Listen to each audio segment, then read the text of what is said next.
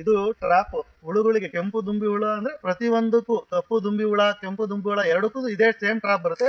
ಅಂದ್ರೆ ಒಳಗಡೆ ಮೆಡಿಸಿನ್ ಔಷಧಿ ಬೇರೆ ಬೇರೆ ಇರುತ್ತೆ.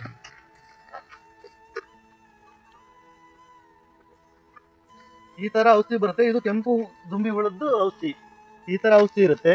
ಈ ತರ ನಾನು ವಾರದಿಂದ ಈ ಔಷಧಿ ಇಟ್ಟೆ, ಒಂದು ಹುಳನೂ ಬಂದಿಲ್ಲ. ಯಾಕೋ ಬಂದಿಲ್ಲ ಅನ್ಕೊಂಡೆ. ಆಮೇಲೆ ಅವರಿಗೆ ಕಾಂಟ್ಯಾಕ್ಟ್ ಮಾಡಿ ಕೇಳಿದಾಗ ಒಂದು ವಾರ ವೆಯ್ಟ್ ಮಾಡಿ ಅಂದ್ರು. ಒಂದು ವಾರ ವೆಯ್ಟ್ ಮಾಡಿದ್ಮೇಲೆ ನೋಡಿ, ಇದರಲ್ಲಿ ಇಷ್ಟು ದುಂಬಿ ಹುಳ ಬಂದು ಬಿದ್ದಿದೆ. ಇಷ್ಟು ದುಂಬಿ ಹುಳ ಬಂದು ಬಿದ್ದಿದೆ. ಈ ಹುಳಗಳನ್ನ ನಾವೇನ್ ಮಾಡ್ಬೇಕು ಅಂದ್ರೆ ಇದು ಸುಡಬೇಕು. ಸುಡೋ ಬದಲು ನಾನೇನು ಐಡಿಯಾ ಮಾಡಿದ್ದೀನಿ ಅಂದ್ರೆ, ಒಂದು ಡಬ್ಬದಲ್ಲಿ 100 ಗ್ರಾಮ್ ಪೆಟ್ರೋಲ್ ತಗೋಬೇಕು. ಆ ಪೆಟ್ರೋಲ್ ಅಲ್ಲಿ ಈ ದುಂಬಿ ಹುಳಗಳನ್ನ ಈ ತರ ಜಾಲರಿ ಮುಖಾಂತರ ಎತ್ತಿ ಇಲ್ಲದ್ರೆ ಈ ಪೆಟ್ರೋಲ್ ಡಬ್ಬದೊಳಗೆ ಇದ್ರದ ಹಾಕೋಬೇಕು. ಅದು ಪೆಟ್ರೋಲಿಗೆ ಬಹಳ ಬೇಗ ಹುಳುಗಳು ಸಾತ್ಬಿಡುತ್ತೆ. ಆಮೇಲೆ ಅದನ್ನ ಕ್ಲೋಸ್ ಮಾಡಿ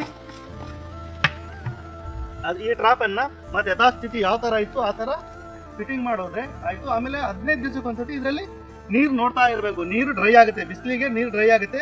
ನೀರು ಇಲ್ಲ ಅಂದ್ರೆ ಏನಾಗುತ್ತೆ ಅಂದ್ರೆ ಬಿದ್ದಿದ್ದ ಹುಳ ಮತ್ತೆ ಹಾರೋಗ್ಬಿಡುತ್ತೆ. ನೀರು ಅದರಲ್ಲಿ ಅರ್ಧ ಭಾಗ ನೀರಿರಂಗೆ ನೋಡ್ತಾನೆ ಇರಬೇಕು.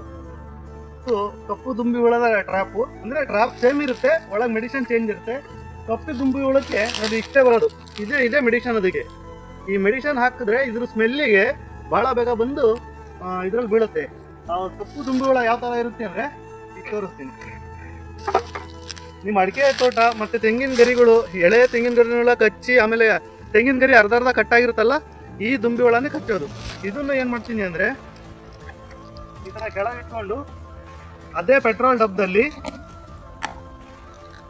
ಈ ತರ ಈ ಕಪ್ಪಿ ದುಂಬಿ ಹುಳನು ಈ ತರ ತಗೊಂಡು ನೋಡಿ, ಈ ತರ ಇರುತ್ತೆ ದುಂಬಿ ಹುಳ. ಈ ಡಬ್ಬದಲ್ಲಿ ಈ ತರ ಹಾಕೊಂಡ್ಬಿಡ್ಬೇಕು. ಪೆಟ್ರೋಲ್ ಇದೆ, ಪೆಟ್ರೋಲ್ ಅಲ್ಲಿ ಹಾಕೊಂಡ್ಬಿಟ್ರೆ ಬೇಗ ಸತ್ತೋಗ್ಬಿಡುತ್ತೆ. ನಂತರ ಅದನ್ನ ತೆಗೆದಾದ್ಮೇಲೆ ಈ ಟ್ರ್ಯಾಪ್ನ ಮತ್ತೆ ಅದೇ ತರ ಫಿಟ್ಟಿಂಗ್ ಮಾಡ್ಬಿಡ್ಬೇಕು.